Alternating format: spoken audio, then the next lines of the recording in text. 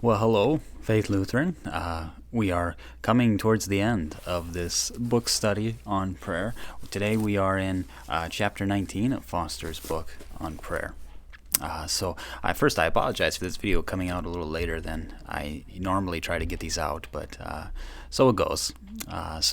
This is chapter 19. We're talking about today the prayer of suffering, which is a very difficult topic. In a lot of ways, suffering is, of course, a phenomenon that most of us do our best to avoid. We don't want to have anything to do with suffering, and for good reason.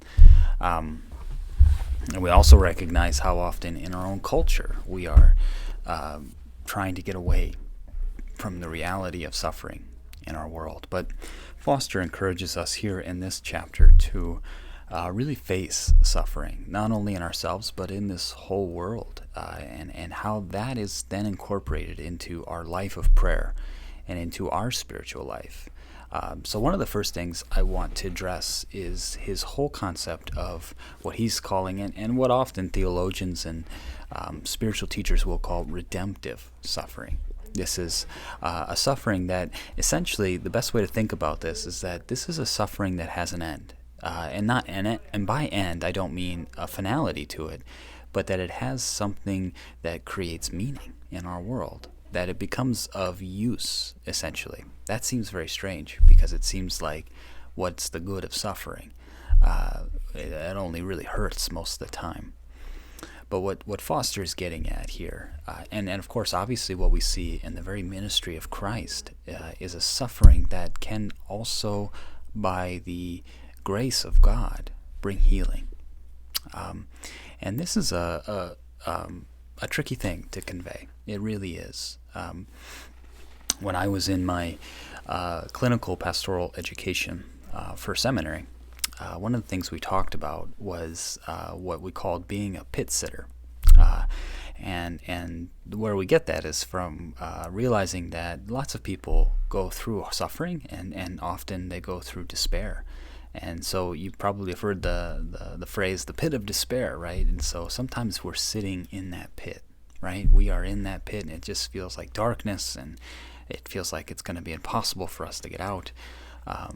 And then someone comes along and sees us in our pit. And you probably have recognized this experience of being in that pit and feeling that despair. And somebody comes along and they just kind of go along the edge of that pit, and they look at you and they say, wow, that seems like it must be really tough for you. And then they keep on walking. And we all probably recognize that doesn't really ever feel good. I mean, certainly it feels nice to be acknowledged in our suffering, but to have somebody who just kind of glances by you and just keeps walking doesn't really help to feel like our suffering has been validated. And so when we went through CPE, we talked about being pit sitters. That is to actually come down into the pit and sit with another who is in their suffering. And this is what we talk about when you might have heard people who talk about who are going through grief, the loss of a loved one, and they talk about how it feels like their whole world freezes, but the rest of the world keeps going. I experienced that in my own experience with grief. I know other people have as well. It's a phenomenon that it's hard to explain, but that's how it feels. It feels like my world is completely frozen, like it just stopped moving.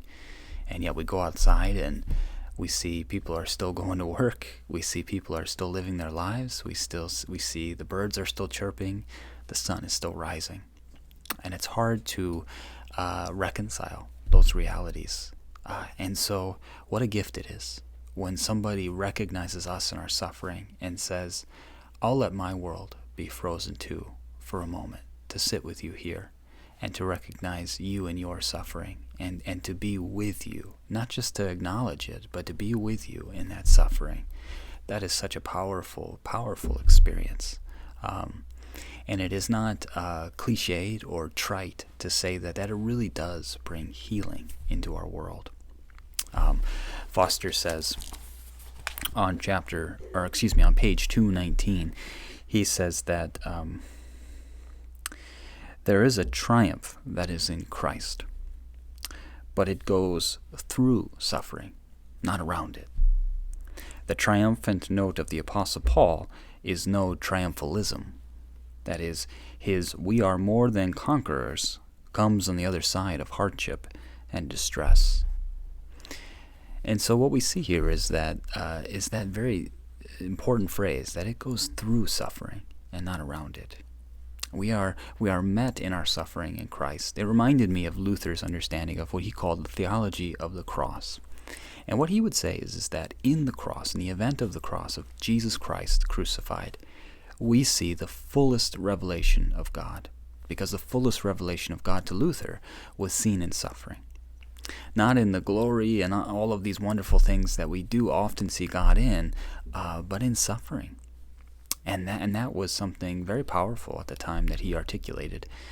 And I think when we can understand that reality in our own lives, when we can step forward in faith and in courage to try to pray and be present with other people in their suffering, we too acknowledge that God is here, that the revelation of God is clearest in these moments of suffering. And that seems a bit odd, because we often come to suffering and wonder, where is God?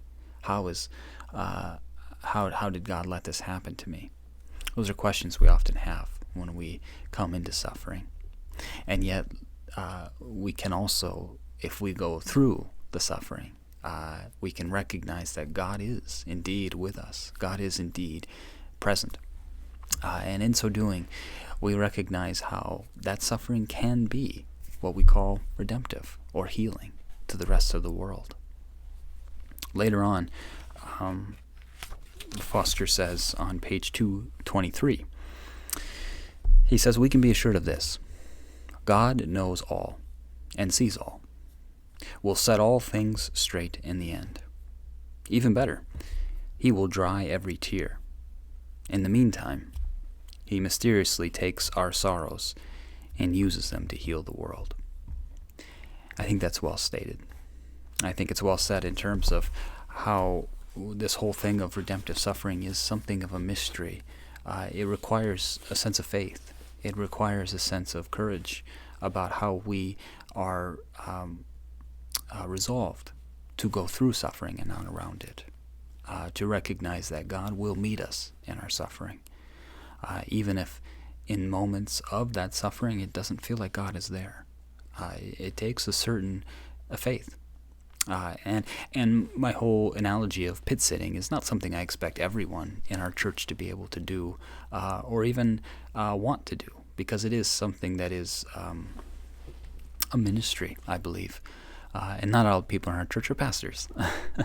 But it is to recognize, of course, that we can be a community that invites people who are suffering, that invites people to share their stories of suffering, that invites people to recognize and have a place to say, my world is frozen. I am in the pit. And we can recognize that. And we can be a place that says, even if it is just for a moment, I will be with you for that moment, to freeze my world and to slow down a little bit. And that's what suffering often makes us feel. But when we have that person who is willing to say, I'll sit with you, even if I don't even say a word, but I'll just sit with you, that becomes Christ in that moment. There is the revelation and the presence of God often for another person. So never discount the simple act of just being present, even in silence, with somebody who is grieving or going through a difficult time or a great deal of suffering. Recognize that we as Christ's body, as the church, can be that place that not only acknowledges suffering, but that helps to see the light of Christ illuminating within that darkness and leading us through that suffering into the reality of a redemptive place and a healing that is for the world. I thank you so much for continuing on this journey of prayer. As always, feel free to let me know if you have any questions or thoughts on this. And I hope you all have a really happy Thanksgiving. Blessings to you all. Until next time.